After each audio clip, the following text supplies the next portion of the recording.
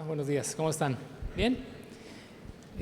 Hoy tenemos mucho que decir, habría mucho que decir más bien, pero para no tomar más tiempo del debido, vámonos rápido. Primera de Corintios, capítulo 5, versos 1 al 13, es una porción no muy larga, pero definitivamente es una porción así un poquito, digamos, espinosa. El tema de hoy es un tema muy particular, pues por la temática, ¿verdad?, que conlleva y los detalles en torno al tema de la disciplina correctiva dentro de una comunidad de fe. Así que no pretende ser exhaustiva, es decir, que aborde o abarque todos y cada uno de los asuntos o de las implicaciones que hay en este asunto, en este tema. Pero bueno, veamos lo que la porción nos tiene hoy para dar, y creo que será suficiente para que podamos de ahí, a partir de esto, tomar cada uno de nosotros lo que corresponda a nuestra experiencia, a nuestra vida, como comunidad, como iglesia, pero también como personas. ¿Ya estás ahí? Bueno, el caso en la iglesia de Corinto, como hemos venido considerando las últimas semanas, es particular. Hay muchos asuntos que se están ahí tratando de resolver. El apóstol Pablo está marcando o indicando, haciendo muchas observaciones en cuanto a la vida dentro de la iglesia. Pero hoy, después de haber ya como finalizado el capítulo 4 con este asunto, ¿verdad?, de las divisiones, de las facciones, de las inclinaciones que cada segmento de la comunidad tiene para con ciertos líderes, y después de llamar la atención y decir qué es lo que se tiene que hacer al respecto, ahora como si pasara la página a otro tema o a otro asunto no menos importante dentro de la iglesia de Corinto. Pero el caso de Corinto sienta un precedente para la iglesia de todos los tiempos. En este asunto o en este tema que se desarrolla acá en el capítulo 5, se establece una guía o una norma para situaciones similares que se puedan desarrollar o que puedan surgir en comunidades cristianas a lo largo de la historia. No es así como un manual, ¿verdad?, o como un enunciado, ¿verdad?, de en cuanto al ABC del cómo se debe desarrollar la disciplina correctiva. Hablemos de hoy de disciplina es en el sentido de corrección. Cómo se debe desarrollar en una iglesia dependiendo de las situaciones que puedan surgir. Pero creo que sí nos da por lo menos los parámetros para entender, número uno, que es necesaria. Que no se puede pretender vivir en comunidad o ser parte de una iglesia, de una comunidad de fe, y aislar este asunto como irrelevante o como si no fuera necesario. La lección anterior, la de la semana pasada en el capítulo 4, y derivó también en algunas preguntas para las semillas en casa, hablamos de pues esta sana interacción entre quienes presiden una comunidad de fe y la iglesia que es presidida por algunos. Y en algunos de estos aspectos que revisamos hablamos de la necesidad de la exhortación o la amonestación, que quienes presiden están de alguna manera obligados a dar o hacer a quienes son presididos. Una de las preguntas, o la última pregunta de las semillas en casa de la lección, ¿verdad?, número 7, fue si qué tan disponible o dispuesto estás o estamos a ser exhortados. Puede ser que esa pregunta todavía incluso haya resultado un poquito incómoda para alguien, que diga, pues yo no vengo aquí a la iglesia que me regañen. O sea, yo vengo a escuchar, yo vengo a disfrutar, vengo a cantar, vengo a saludar, pero eso de que alguien aquí me tenga que llamar la atención, pues ni en mi casa, ni mi señora o ni mi marido.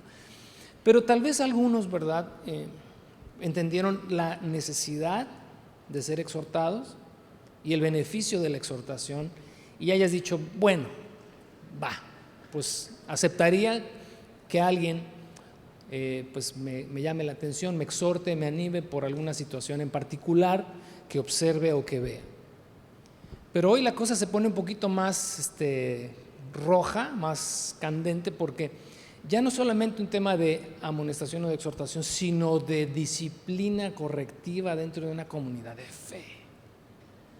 Si estás aquí por primera vez vas a decir, no, al que te invitó vas a decir, no me vuelvas a traer con tus hermanitos. Bueno, no es un tema del que hablemos continuamente.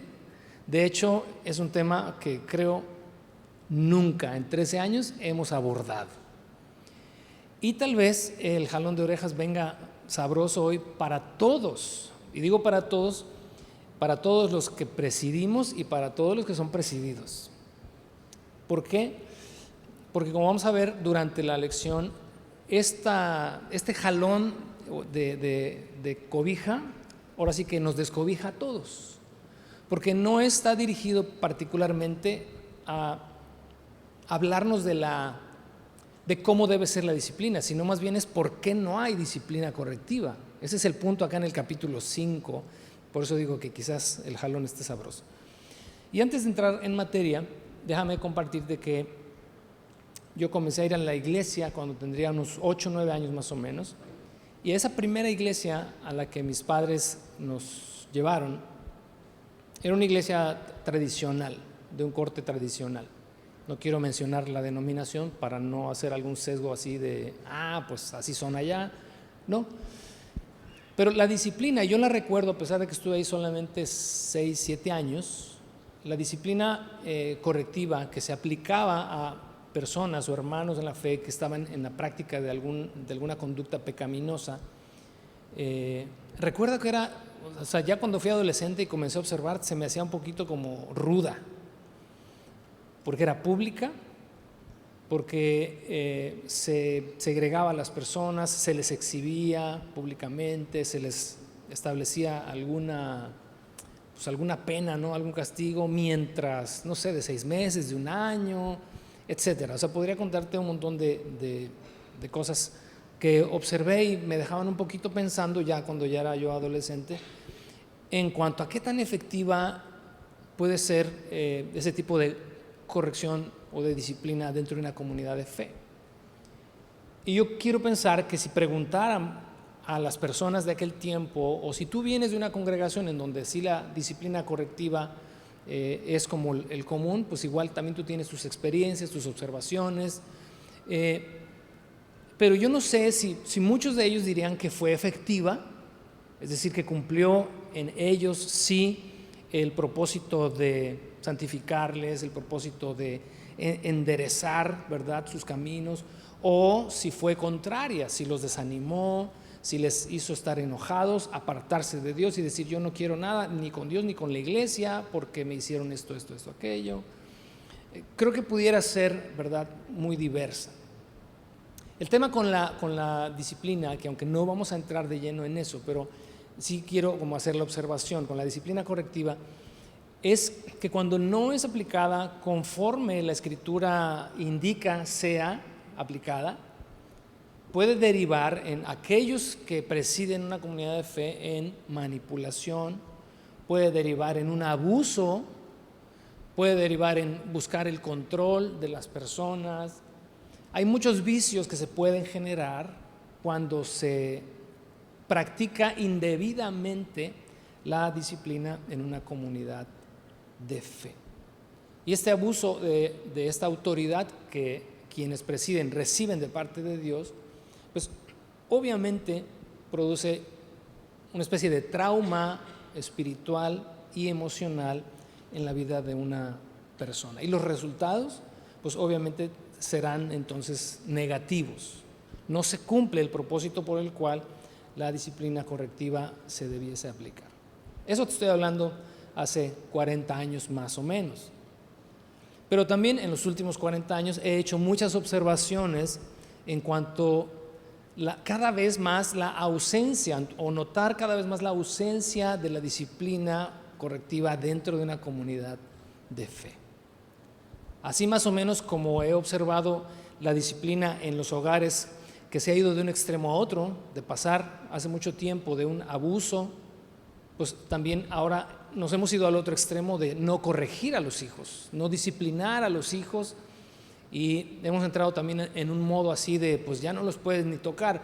algo así como te decía la semana pasada, es la experiencia que observo en la iglesia ya de las últimas décadas. La disciplina correctiva se ha vuelto prácticamente un tema, y digo entre comillas, olvidado, porque se ha puesto intencionalmente a un lado.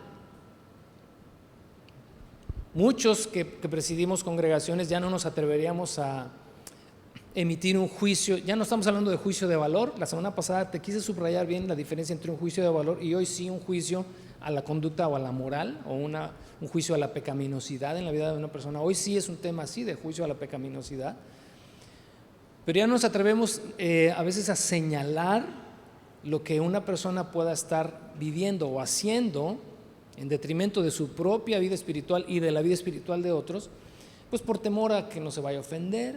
Tienes que saber cómo decirlo, en qué momento decirlo, porque nos hemos vuelto ya una generación, como te dije la semana pasada, una generación de cristal.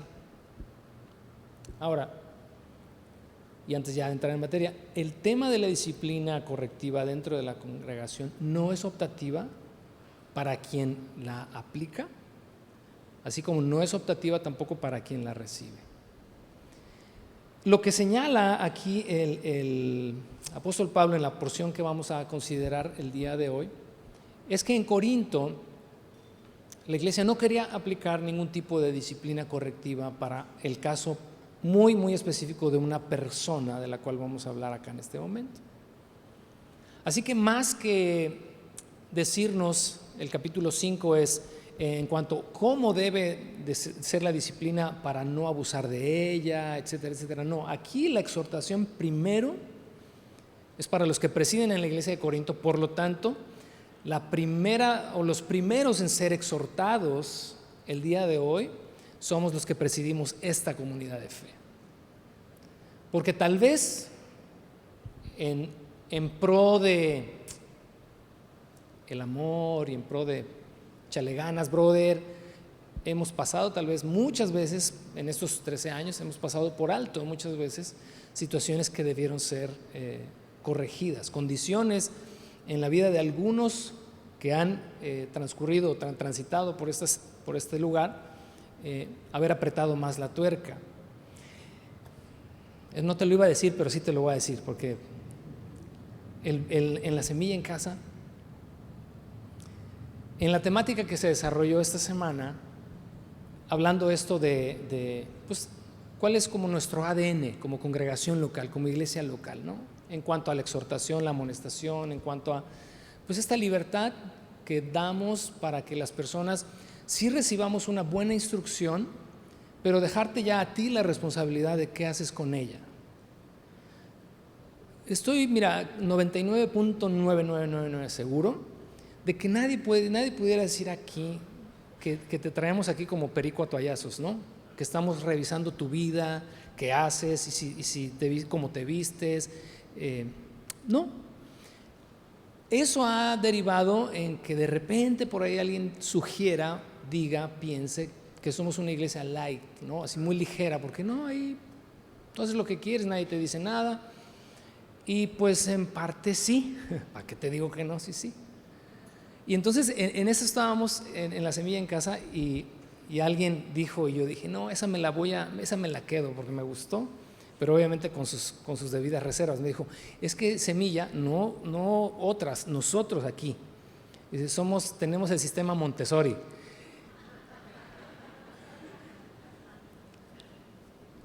Espero que sepas cuál es el sistema Montessori en la educación, y si no, pues ahí te lo dejo de tarea para no tomar más tiempo en eso. Y le dije, ¿sabes qué? Sí, la verdad sí. Y si hay alguien culpable de eso, le dije, es tu servidor. Tengo un contexto, y espero esto, ¿verdad?, te ayude como a ampliar un poquito el panorama. Tengo un contexto de lo que te comenté en un principio, de cómo fui criado en mis primeros años de fe, siendo un niño, adolescente, joven. Derivado de eso, creo que pues jala uno para el otro lado, ¿no? Como cuando tuviste tal vez una educación en casa así muy estricta, ¿qué haces con tus hijos? No, yo no voy a tratar a mis hijos como mi papá me trató, como mi mamá me trató, y entonces aflojas, ¿verdad? Y nos vamos al otro extremo. Tal vez eso es lo que ha pasado por acá, no lo sé. Pero bueno, en nuestro sistema Montessori que tenemos acá, Pues la idea es que recibas una buena instrucción, pero que tú seas responsable de tu propia vida, de cómo la desarrollas, cómo la vives, y si no la vives, bueno, o sea, ¿qué más te puedo decir que el Dios no te haya dicho ya? Esa pudiera ser una bandera con la que navegamos acá, pero pudiera ser una mala praxis, o sea, una práctica indebida, aunque intencionalmente sea buena. Por eso te decía que esto jala primero a quienes presidimos, porque tal vez en esta buena onda de pues, tu vida, tu rollo, tu relación con Dios, hayamos caído en faltas nosotros delante de Dios. Así que hoy no es el regaño para ti, primero es el regaño para nosotros. Pero entonces también, así como no es optativa para quienes tendrían que ejercer la disciplina correctiva en la iglesia, tampoco es optativa para la iglesia. Y ahí en ese sentido, pues ahí te va ahora sí la pelotita para ti. Porque como es un asunto voluntario, es decir, si por ejemplo alguno aquí, alguna persona con autoridad se acerca contigo para exhortarte, para amonestarte, y entonces debido a la situación, si es una situación grave, para corregirte o disciplinarte, pues tú dices, hombre, ahí se ven, te das la vuelta, te vas y buscas otro lugar en donde nadie te tenga que decir o señalar cosas muy particulares, que eso es lo que sucede la mayoría de las veces. Sí te puedo decir que no han sido muchas, pero a lo largo de estos 13 años, más de una ocasión sí ha habido necesidad de pedirle a algunos, ¿sabes qué, bro? Búscate otro lugar o retírate, porque en esta condición en la que estás no puedes seguir estando acá. Y ha sido así, son situaciones muy, muy, muy específicas, muy particulares, pero no es nada fácil. Pero entonces ahí depende de ti, de qué tan seria y genuina sea tu integración a una iglesia, a una comunidad de fe, para que estés dispuesto y disponible a que si te tienen que exhortar y si se te tiene que corregir o disciplinar, digas, va. O sea, si esto es lo que necesito para alinear mi vida, para alinear mi corazón, para enderezar mi relación con Dios, pues lo acepto. Así que el jalón va para todos lados. Pero aceptar en tu caso la disciplina que venga de parte de Dios a través de una autoridad espiritual, eso depende del concepto que tú tengas de esta comunidad local llamada iglesia. Si tú concibes esta como un espacio público en el que no haya injerencia sobre tu vida personal, privada, y digo privada con sus reservas, no nos andamos metiendo en qué le cocinaste a tu marido, no, sino en asuntos que tienen que ver con pecaminosidad. Si para ti esto es un espacio en el que dices, no, yo vengo aquí, solamente escucho, me gusta o no me gusta, etcétera, pero yo termino la reunión y me voy y nadie puede decirme nada, bueno, pues obviamente en esa medida es tu integración al cuerpo de Cristo, Pero si lo tomas como, no, esta es una casa espiritual, yo pertenezco a este lugar, aquí soy instruido, aquí soy alimentado, aquí soy nutrido, aquí tengo comunión con otros y estoy dispuesto y disponible a que se me amoneste o se me corrija, bueno, en esa medida entonces es que todos vamos a crecer y vamos a avanzar en este tema. El tema de hoy es los obstáculos para la disciplina. 4 que observo en la porción de hoy. 4 obstáculos para que la disciplina, una sana disciplina correctiva, se pueda desarrollar en una iglesia. 4 nos presenta la porción. Y el primero de ellos, el primer obstáculo, es la arrogancia. Lo vamos a ver en el verso 1 y la mitad del verso 2. ¿Y qué quiero decir con la arrogancia como obstáculo para la disciplina? Es que muchos de nosotros, y repito, acá tu servidor, el primero de todos, creemos que sabemos más que Dios. Creemos que podemos hacer excepciones a la regla. Creemos que podemos hacer las cosas de otra forma y no pasa nada. Dice el verso 1, me cuesta creer, dijo Pablo, lo que me informan acerca de la inmoralidad sexual que hay entre ustedes. Algo que ni siquiera los paganos hacen. Me dicen que un hombre de su iglesia vive en pecado con su madrastra. Verso 2, la primera parte. y ustedes están muy orgullosos de sí mismos. Obviamente el asunto o el tema o el problema en la iglesia de Corinto no es cualquier asunto, no es cualquier tema, no es cualquier problema. Aquí es el caso de un hombre, una persona que está en una relación sentimental e íntima con la esposa de su padre. Algunos han clasificado esta relación como una relación incestuosa. No tanto así, porque no era su madre, sino la esposa de su padre. No hay muchos detalles en cuanto a esta dinámica que se estaba desarrollando ahí entre esta persona y esta mujer, pero sí pudiéramos por lo menos sacar la conclusión de que ni la mujer ni el padre eran parte de la comunidad. Porque si la mujer hubiese sido parte de la comunidad, entonces la exhortación a la iglesia de Corinto habría sido en torno a resolver el tema con ambos. Pero aquí se apunta solamente a él. Es decir, él, parte de la iglesia, la señora, pues simplemente no era parte de la comunidad, tal vez no era creyente, el padre pues ni se menciona. Pero no es un tema cualquiera. ¿Cuáles pudieron ser las agravantes en todo esto para que el apóstol tomara, ¿verdad?, ese tema como algo serio y lo trajera a la mesa? Y creo ahí, por lo que observamos en la porción, que sí, el problema, o sea, el asunto es un asunto serio, pero para el apóstol Pablo lo más serio, lo más delicado, es la tolerancia con la que la iglesia había aceptado esa situación. Por eso inicia el verso 1 diciendo, me cuesta creer lo que me informan.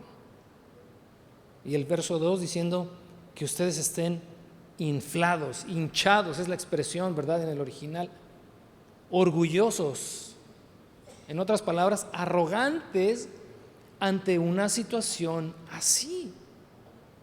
Sí me asombra el pecado de este hombre, pero me asombra más que ustedes consideren esto como algo normal. Como no hay detalles, pues obviamente uno tiene que echar acá a andar la ardilla y recrear tantito la imagen sin caer en abusos en cuanto a asumir cosas que no están ahí en el texto. Pero trayendo como a la práctica esto, ¿no? Digo, a ver, vamos a suponer que esa persona está aquí,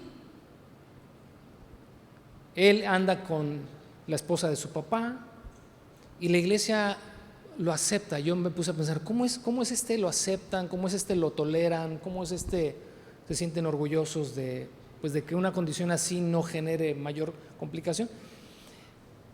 Y me vinieron a la mente expresiones como estas, a ver si nos suenan familiares. Bro o hermano, no te preocupes, hay perdón en Cristo. El Señor lo perdona todo. Para eso murió en la cruz, para perdonar tus pecados. Otra expresión, el amor todo lo cubre. Hasta bíblicos nos volvemos, ¿no? El amor todo lo cubre, todo lo cubre. El amor de Dios para contigo es suficiente.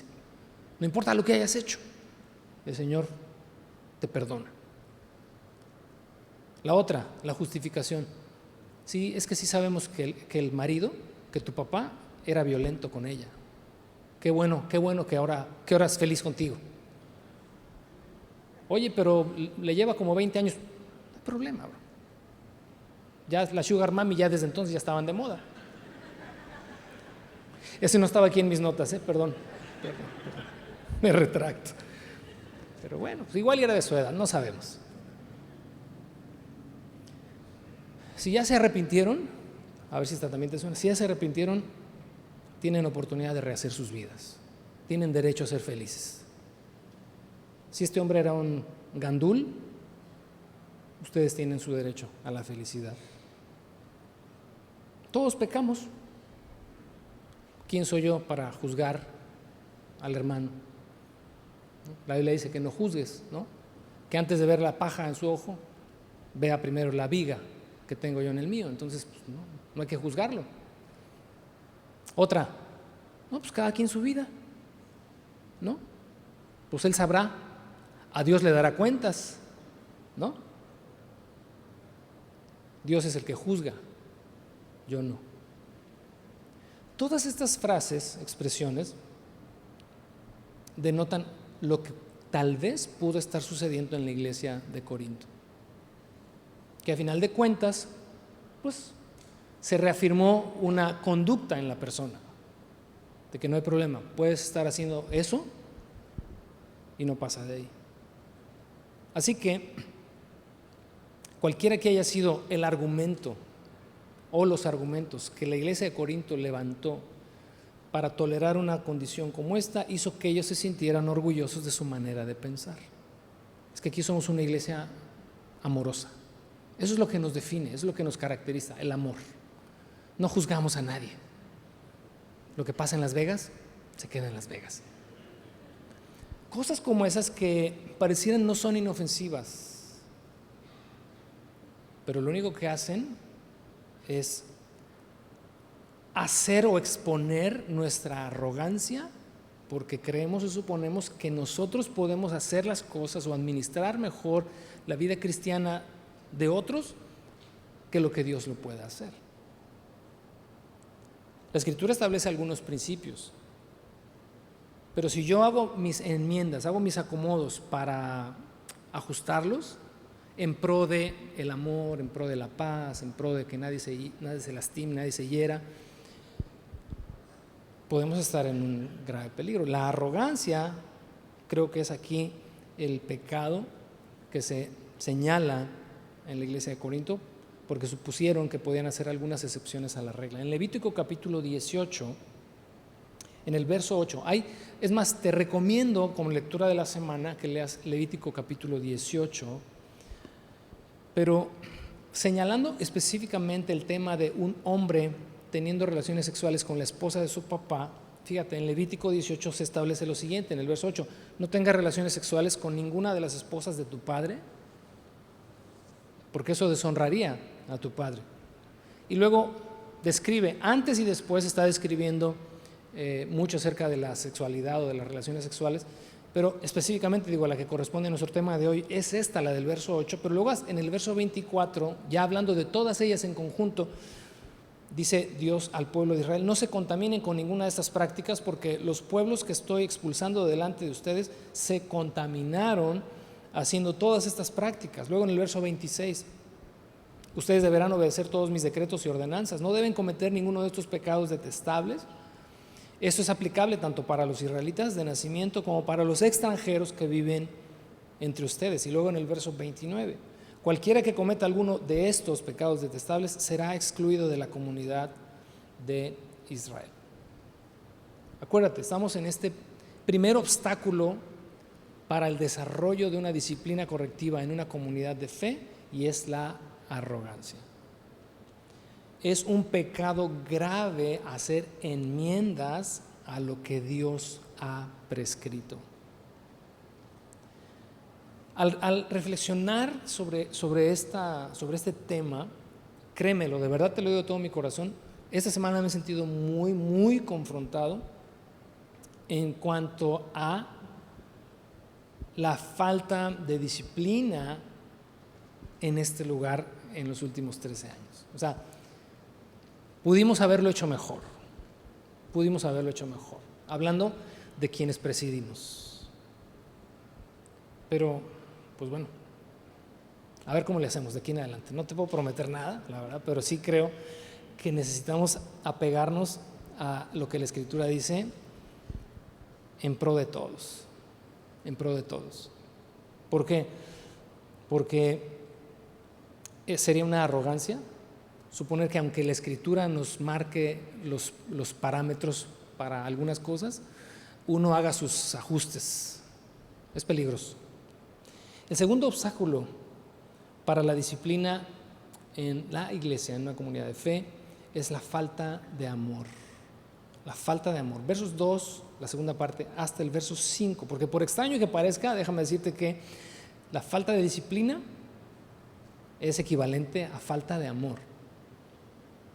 ¿Sí? ¿O no?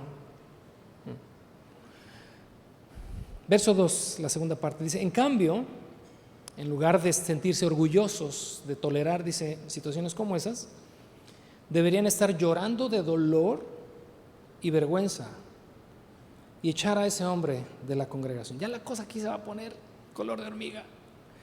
Aunque no estoy con ustedes en persona, dijo Pablo, sí lo estoy en el espíritu.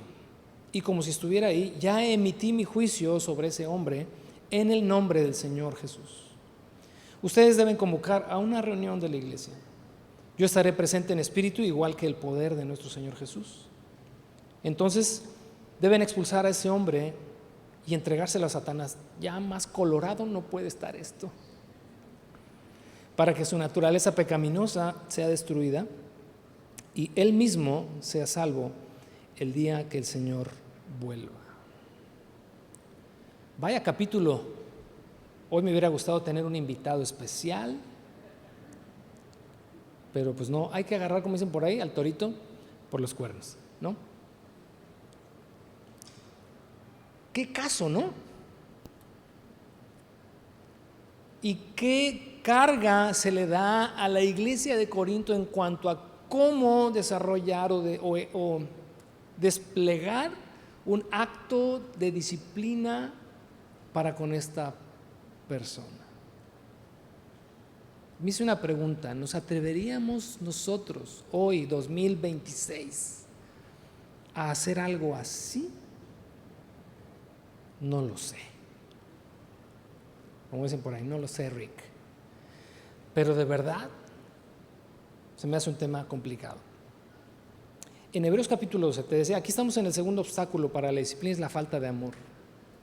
Uno puede argumentar que en pro del amor uno puede tolerar muchas cosas, o uno tendría que tolerar muchas cosas, pero la realidad detrás de eso es que es todo lo opuesto. Es falta de amor. En Hebreos capítulo 12, te lo voy a dejar también para que lo leas durante la semana. Este tema de Hebreos capítulo 12 ya lo hemos, en el último año, si no me equivoco, un par de ocasiones ya lo hemos abordado. Porque muchos todavía, al día de hoy, quizás todavía tú no te convences, bueno, ve otra vez a Hebreos capítulo 12, muchos no están convencidos de que Dios castiga a sus hijos. No, eso de que Dios castiga ni cuándo. Bueno, échate un clavado en Hebreos capítulo 12, pero antes de leerlo, dile: Espíritu Santo, dime tú, háblame tú. Porque si quieres que te hable tu razón o te empeñas en tu argumento, pues seguirás viendo Hebreos capítulo 12 y dirás: sí, pero tal vez en el griego signifique otra palabra. Pues bueno, pues ahí agárrate un diccionario, estudia el griego, haz lo que tú quieras, lo que tengas que hacer, pero convéncete, número uno, de lo que la Escritura dice: Dios disciplina y si Dios castiga. Si te ama, ese es el argumento ahí en Hebreos 12, si te ama te va a castigar. Cuando lleguemos al capítulo 11 de acá de 2 de Corintios, nos vamos a dar cuenta de una cosa: que aunque la iglesia no estaba desarrollando o ejerciendo la disciplina correctiva, Dios lo estaba haciendo. Dios no va a esperar, si aquellos dirigentes de una comunidad de fe no lo hacen, ahí déjala, Andresito, mejor que se quede ahí. Ay, sí, no, gracias. Sí, llévatela, la lees por favor. Ay, sí. Gracias, Andy. Dios no va a estar esperando si uno lo hace o no. Nos vamos a dar cuenta en el capítulo 11, ya también te lo referí, creo que al principio. Dios estaba disciplinando a la iglesia de Corinto. Dijo Pablo, dice: por causa de estas cosas muchos de ustedes están enfermos, e incluso muchos ya han muerto. ¿Hasta dónde la disciplina de Dios había llegado? Ya veremos allá, pero lee el capítulo 12, lee también 1 de Corintios capítulo 11. Date cuenta de esto. Pero no es tampoco lo que Dios espera, porque la disciplina se debe ejercer primeramente a través de quienes presiden, con la finalidad de que las personas no tengan que llegar a un juicio de parte de Dios sobre sus vidas, sino que reconsideren, cambien, modifiquen y avancen. Así que lees capítulo 12 de Hebreos, porque es, a final de cuentas, una muestra de amor. Leímos acá al inicio en el verso 2, dice: en lugar de pavonearse de esta situación, deberían estar llorando de dolor y de vergüenza. Eso habría sido en la iglesia de Corinto una señal de pesar genuino por la condición de esta persona. Su alma está en riesgo, su vida está en riesgo, su vida espiritual, su relación con Dios está en riesgo. Y si ustedes lo están viendo y si le aman, tendrían que llorar de dolor por lo que está pasando. Y no argumentar las cosas como las que tal vez te hice referencia hace un momento. Bueno, pues es su vida, pues él sabrá. Bueno, es su vida, yo no tengo por qué meterme en la vida de mi hermano o de mi hermana, es su rollo con Dios. ¿Sabes qué es eso? No me importa. No me importa. No tengo amor para con él. Y qué difícil y qué contradictorio es que digamos que nos amamos unos a otros solamente porque nos vemos y nos saludamos bonito y nos damos un bonito abrazo, pero si sé que mi hermano o si mi hermano sabe que yo estoy en una conducta pecaminosa recurrente que me está poniendo en peligro y en riesgo y que él dentro de sí diga, bueno, pues es su rollo, es su asunto, es su relación con Dios, yo quién soy para juzgar, lo único que estoy diciendo es no le amo, no tengo amor para con él, porque si lo tuviera, regresando acá, dice, deberían estar llorando de dolor y de vergüenza. Ahora, el proceso acá de corrección, el proceso correctivo es bien intenso. Número 1, dice Pablo, convoquen una reunión de iglesia. Imagínate, te decía la semana pasada, en cuanto a la amonestación, ya ni siquiera disciplina correctiva, en cuanto a la amonestación que Pablo le hizo a Pedro, ¿te acuerdas? ¿Qué libro te recomendé leer para que conocieras esa historia? Híjole. El libro Vaquero, ese fue el que te recomendé. Gálatas capítulo 1 y capítulo 2, por favor léelo esta semana. Ya te llevo 3 lecturas, dentro de 8 días te voy a preguntar y al que lo lea le vamos a dar una estrellita. Y al que no, una estrellada. Ya empezó luego acá. No, léelos por favor. Ahí en Gálatas te vas a dar cuenta. Dice, Pablo, él sí hacía todo esto que estaba recomendando, sí lo hacía. Cuando Pedro, el apóstol Pedro, se empezó a ir por las tortas, dice que reunió toda la iglesia allá en Antioquía, los reunió a todos. Y dice, y delante de todos, Santo Cristo de la gloria eterna, delante de todos, dice, lo exhorté y el pasaje ahí no dice qué hizo Pedro, pero por lo menos cambió de color una y otra vez. Número 1, se convoca en una reunión de iglesia. Por eso digo que todo esto me hizo recordar mi contexto de mis primeros años de fe. Y tengo yo ahí me genera un cortocircuito, pues. Convoquen una reunión, luego dice, expúlsenlo. La excomunión, desterrado. Agarras tus chivas y te retiras. Qué fuerte. Pero no nada más eso. Luego dice, y entréguenlo a Satanás. Santo Dios, o sea, ¿qué hace uno? ¿Le hablas y le dices, oye, ahí te va otro? ¿O qué haces? Aquí te traigo de la mano. Yo le diría, ni modo, Pastor Rubén, otra vez al Pastor Rubén. Pastor Rubén, a ti te toca entregárselos. Yo no quiero nada con ese señor. Pues entréguenlo a Satanás. 2 veces en el Nuevo Testamento, solamente 2 veces se registra esto que el apóstol Pablo había hecho. La segunda ocasión que se registra es en 1 Timoteo capítulo 1 versos 19 y 20. Dice, Pablo le dice a Timoteo, aférrate a tu fe en Cristo y mantén limpia tu conciencia, pues algunas personas desobedecieron a propósito lo que les dictaba su conciencia y como resultado su fe naufragó. Verso 20, Himeneo y Alejandro son 2 ejemplos. Dice, yo los expulsé y se los entregué a Satanás para que aprendieran a no blasfemar contra Dios. Santo Dios, ¿cómo se hace eso? Le faltó a Pablo decir, bueno, se entregan de esta manera, por lo menos para saber cómo proceder, ¿no? Pero como no dice, yo solamente puedo sacar alguna conclusión derivada de lo que primero viene antes de esto de entregárselo a Satanás. Pues primero convoco una reunión, porque no es un asunto que lo resuelva una sola persona. Es un asunto que se resuelve en comunidad, en consejo, en consenso, donde se revisa la situación. O sea, no vas a expulsar a alguien de la comunidad porque llegó 15 minutos tarde. O sea, son situaciones, esta que estamos leyendo acá es una situación muy, muy, muy, muy extrema. De lo que estamos hablando hoy es de situaciones así que son como para resolverlas en consenso.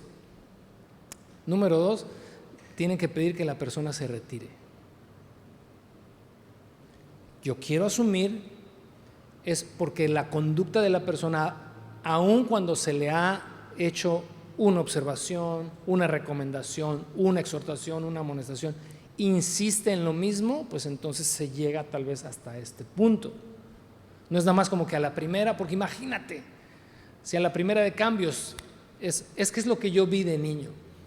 La expulsadera era como ya casi cada mes, uno y luego otro, y las disciplinas, y a veces eran por cosas tan absurdas. En fin, mi contexto. Una situación tal vez así, o incluso como la que está en Tito capítulo 3, verso 10 y 11, dice: al hombre que cause divisiones, después de una y otra amonestación, deséchalo. Sopas. Este desechar, a diferencia del expulsar, pues es lo mismo, son primas hermanas, pero echar o desechar es literalmente mándalo a mendigar fuera. Esa es la expresión de esta palabra desde raíz, es mándalo a mendigar fuera, sabiendo que el tal se ha pervertido y peca y está condenado por su propio juicio. Tito capítulo 3, versos 10 y 11.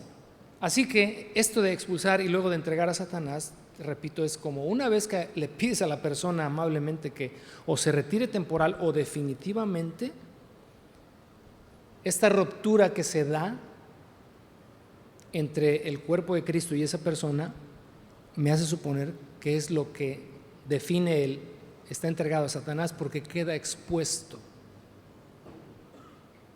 sale de la comunión y queda expuesto.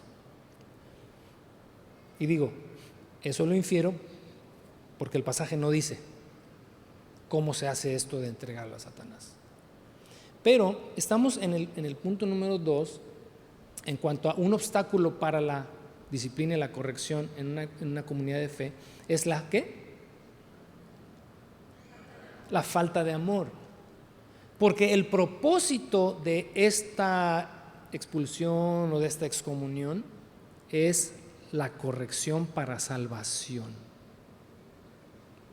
No es mándalo con sus chivas a la calle y que nunca vuelva y que cuando muera se cueza a fuego lento. No, es la salvación, es la restauración, es la rehabilitación de la persona. Por eso al final del verso 5, después de hablar de esto tan severo, de cómo se tendría que practicar o desarrollar la disciplina o la corrección, dice: para la ruina de su carne o de su naturaleza pecaminosa, pero para la salvación de su espíritu el día que Cristo vuelva. Es un acto de amor. Déjame planteártelo desde otro ángulo. No lo trae acá en mis notas y voy a procurar no colgarme tanto, pero si tú vas a Génesis capítulo 3, ¿qué tenemos en Génesis capítulo 3? La caída del hombre.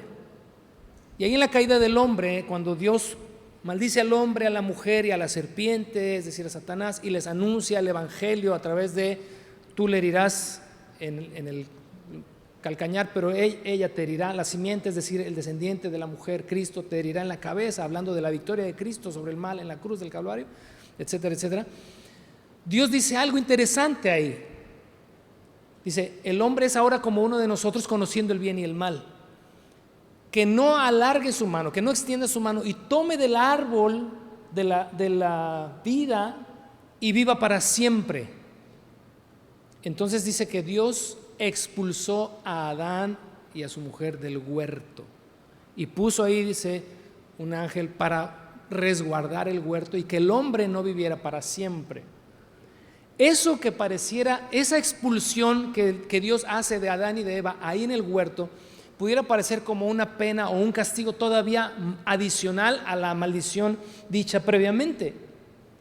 Pero es en sí mismo, esta expulsión es un acto de gracia y de misericordia de Dios para con la humanidad, no solamente para con Adán y para con Eva, es un acto de gracia y de misericordia de Dios para con nosotros también. ¿Por qué razón? El hombre, al haber pecado, entró en esta condición de naturaleza o de raza caída, pero no dejaba de ser un ser humano con principio y con fin. En esta condición caída, dijo Dios, sí, como si dijera ahí, o lo que se expresa en la porción es que si Él toma del árbol de la vida y se vuelve un ser eterno, entonces sería eternamente insalvable. ¿Alguna vez te has preguntado por qué Dios nos puede perdonar a nosotros y dar la oportunidad de la vida eterna a pesar de que somos pecadores y no se la da a los ángeles caídos? ¿Nunca te has preguntado eso? A propósito, una vez, ya me estoy saliendo del, híjole, pero rápido. Era yo un adolescente, 17 años más o menos, 16, en la ciudad de San Antonio, en una iglesia de unos amigos y una hermanita. En el momento de las peticiones, hay muchas iglesias en las que se da el momento de las peticiones, pasas al frente, hermano, yo quiero pedirles que oren por Chonita y por lo que sea. Ella pasó a pedir. ¿Por qué crees que pasó a pedir? Hermano, yo quisiera que oráramos todos por el diablo. Y todos así como que, ¡guau! Que el Señor tenga misericordia y se convierta, así se van a acabar todos los problemas del mundo. Y es como que, ¿qué hacemos aquí pues? Y el pastor nada más dice, hermanita, al rato platicamos, véngase para acá, al rato oramos pero por usted. ¿Por qué un ser eterno no puede ser salvado? Porque precisamente su condición espiritual eterna no le vuelve a salvar. Por eso nosotros tenemos que morir. Por eso tenemos que morir. Y si Cristo viene y no hemos muerto, dice 1 Corintios capítulo 15, seremos transformados de este cuerpo mortal a un cuerpo inmortal. Era necesario que fuéramos expulsados de Edén para tener la oportunidad de ser salvos. Espero me haya explicado. Bueno, más o menos si tienes este mismo concepto, esta misma idea y lo trasladamos acá, es como si Pablo estuviera transmitiendo lo mismo. Si no sacan a si no lo expulsan, no va a ser salvo. No va a tener la oportunidad de restaurarse, de rehabilitarse. Buscar la disciplina correctiva, en la disciplina correctiva la salvación de un creyente pecador es una muestra de amor genuino. El tercer obstáculo para la disciplina es la ignorancia. Versos 6 al 8. ¿Y en qué sentido la ignorancia? Porque no nos damos cuenta del alcance que puede tener el no corregir. Aplícalo con tus hijos. Apliquémoslo, dijo la mosca, con nuestros hijos en la disciplina. No tenemos idea del alcance que tiene en la vida de nuestros hijos si no los disciplinamos y si no los corregimos a la postre, a la larga. Los vas a mandar a un matrimonio casi que destinado a fracasar por lo que tú y yo no hicimos con ellos desde que eran niños. Le vas a endosar el problema al marido o a la mujer con la que él o ella se va a casar. Y a él mismo también. Bueno, era entre comillas, entre paréntesis. Dice el verso 6, en este sentido de la ignorancia, es terrible que se jacten sobre dicho asunto. Y subraya lo siguiente, no se dan cuenta de que ese pecado es como un poco de levadura que impregna toda la masa. Desháganse de la vieja levadura quitando a ese perverso de entre ustedes. Entonces serán como una nueva masa preparada sin levadura, que es lo que realmente son. Cristo, nuestro Cordero Pascual, ha sido sacrificado por nosotros. Por lo tanto, celebremos el festival no con el viejo pan de perversidad y maldad, sino con el nuevo pan de sinceridad y de verdad.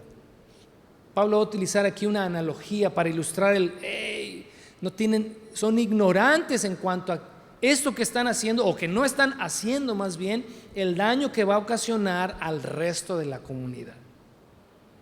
Y usa la analogía de la levadura, porque la levadura, digo, para las que son, ¿verdad?, que les gusta esto del pan y de todo este rollo, que hacen ahí sus masitas ahí en su casa y que la masa madre, que yo no sé ni qué rollo, pero esas cosas, pues todos entendemos por lo menos lo básico, que la levadura, ¿verdad?, no es otra cosa sino un hongo vivo, ¿verdad?, que se pone en una masa para que ésta se expanda, se infle, haga un pan rico, sabroso, crujiente.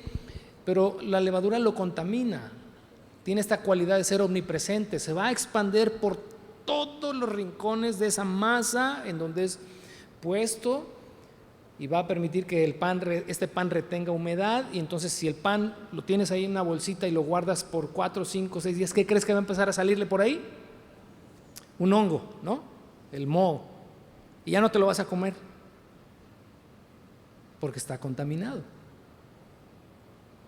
Bueno, él trae esta analogía al asunto para decir: lo que ustedes están permitiendo con esa única persona se va a replicar en otro y en otro y en otro y en otro y en otro, y los va a contaminar a todos. Y es como si dijera: no sean ignorantes de esta realidad. Yo me he preguntado, ¿cómo llegamos nosotros como mexicanos a ser un país tan corrupto? ¿Te has preguntado eso alguna vez? Y algunos dicen: no, es que lo traemos en el ADN, y te vas allá con los mayas, con los aztecas y para donde puedas jalar, y tratamos como echarle la culpa a todo el mundo. No, ¿sabes qué?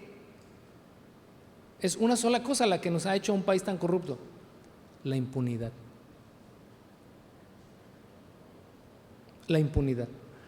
Porque el país menos corrupto del mundo tiene el mismo ADN que tú y que yo. ¿O no? Todos somos pecadores. El asunto es que, como aquí cada quien hacemos lo que queremos y la mayoría de las veces no la pagamos, bueno, entonces eso hace que este principio de expansión sea cada vez más y más y más, y nos termine contaminando a todos. Te voy a poner un ejemplo. Si pones una fruta sana, manzana por ejemplo, así, bonita, sanita, la pones entre manzanas podridas, ¿la sanidad de la manzana se va a permear en las podridas? No. Si lo inviertes, ya sabes, si tienes un montón de manzanas sanas, ahora sí que hasta con rima, manzana sana, pero la pones esta podrida entre ellas, ¿la corrupción se expande? Sí. Este principio está en Ageo capítulo 2. Fíjate, en el verso 11, el Señor de los ejércitos celestiales dice, y está transmitiéndoles al pueblo de Israel, de esa generación, de salgan de su ignorancia. El Señor de los ejércitos dice y pregunta, a los sacerdotes acerca de la ley: si alguno de ustedes trae entre sus vestiduras sacerdotales carne de un sacrificio consagrado, y sucede que las vestiduras rozan con algún pan o guiso, vino o aceite de oliva o alguna otra clase de alimento, ¿quedará el alimento que fue tocado por estas vestiduras, quedará también consagrado? Pues la respuesta fue igual que la de nosotros hoy: pues no, porque la santidad no se transmite. Por muy santo que tú seas, no vas a santificar ni un gramo a tu marido o a tus hijos o al vecino. Eso no se transmite. Pero entonces dice el verso 13, luego Ageo preguntó: si alguien se vuelve ceremonialmente impuro por tocar un muerto, tendríamos que hablar de qué es esto, pero vayamos adelante. Y después, esta persona que ceremonialmente ya está impura, después toca cualquiera de estos alimentos, ¿se contamina la comida? ¿Cuál fue la respuesta de los sacerdotes? Sí. Porque aquí hay un principio: el mal, ese sí se transmite. El pecado, ese sí contamina a otros. Mi pecado contamina a los demás. Mi santidad no les afecta para bien, pero mi pecaminosidad sí. Es el mismo principio que está utilizando Pablo al decir acá: ¿no se dan cuenta que un poco de levadura es suficiente para leudar toda la masa? Por lo tanto, disciplinar o corregir es una forma también de proteger al resto de la comunidad, y termina siendo también un acto de amor para con los demás. No solamente un acto de amor para la persona que es corregida, sino también un acto de amor para todos los demás, porque has de cuidar de todos los demás.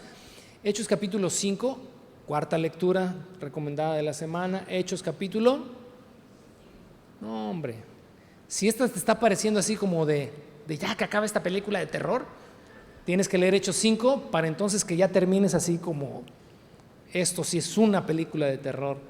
Porque en Hechos capítulo 5 está el caso de dos personajes que se llaman, para los que ya lo han leído, Ananías y Zafira.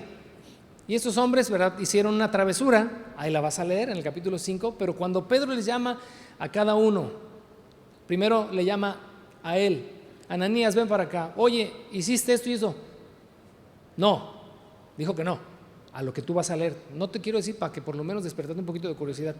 No, no lo hice. Ah, bueno, ¿ves esos que están ahí atrás? Y volteó, ya le estoy echando crema al taco, volteó. Y dijo, sí, bueno, ellos te van a sacar muerto de aquí. Y dije, cuando dijo eso, Ananías, ¡pum!, cayó muerto. Entraron estos hombres, lo cargaron, le dieron su maquillada y lo sepultaron. A los minutos, horas, llegó la mujer, Zafira, oye, ven, tu marido y tú hicieron esto y eso. No. Ah, no. Bueno, ¿ves esos muchachos que están allá? Volteó ella, los vio y dijo, sí, los veo. Echando crema al taco. Le dijo, bueno, ellos acaban de llevarse a tu marido muerto y también te van a llevar a ti. Y en ese instante, ¡pum!, Zafira cayó al suelo muerta. Igual, maquillada, enterrada y listo. Dice el verso 11 del capítulo 5, esto generó gran temor en toda la iglesia y en todos los que oyeron lo que había pasado. ¿Fue ese un acto de amor o no? ¿Amor hacia quién? Hacia la iglesia. Qué fuerte, ¿verdad? Qué fuerte. Ya decía yo, por algo no quería yo ser pastor. Ya decía yo. Ya le estoy hallando el porqué. Cuarto y último obstáculo para la disciplina, tener los valores invertidos. Versos 9 al 13. Cuando les escribí anteriormente, les dije que no se relacionaran con personas que se entregan al pecado sexual. Hacemos aquí una pausa rápida. Hay un escrito anterior y Pablo les está, ahora no te me vas, y Pablo les está diciendo, les encargo que no se junten con inmorales, no se junten con borrachos, no se junten con esto. Y entonces la iglesia, pues como que ya sabes que no las capeaba bien, empezó a cortar amistades. Ya no se juntaban con los vecinos, cualquier parecido con la realidad es mera coincidencia. Sus compañeros de trabajo, híjole, ya no me puedo juntar contigo porque eres bien chupes y yo ya no le hago eso, yo ya soy cristiano. Empezaron a cortarlas con todos. Pero fíjate, verso 10, pero no me refería a los incrédulos que se entregan al pecado sexual, o que son avaros, o que son estafadores, o que rinden culto a ídolos. Dice, uno tendría que salir de este mundo para evitar gente como esa. Ahora sí, como dice por ahí, lo que Chente quiso decir, lo que les quise decir es, híjole, mano, este pasaje no deja de darnos duro. No se relacionen con ninguno que afirma ser creyente y aún así se entrega al pecado sexual, o es avaro, o rinde culto a ídolos, o insulta, o es borracho, o estafador. Ni siquiera coman con esa gente. No es mi deber juzgar a los de afuera. Y subraya lo siguiente, pero sí es responsabilidad de ustedes juzgar a los que son de la iglesia y están en pecado. Dios juzgará a los de afuera, pero como dicen las escrituras, quiten al malvado de entre ustedes. ¡Qué fuerte! Ya me quiero bajar. Como en la montaña rusa, ¿no? Cuando ya estás arriba, ¿y ahora cómo me bajo de aquí? Hasta, mano. Lo bueno es que ya vamos a acabar. Tenemos los roles invertidos. No, es que mi vecino es un borracho. No, es que la vecina es una adúltera. Oye, ¿supiste que fulano? ¿Qué puedes esperar de alguien que no conoce a Dios y que no tiene valores espirituales?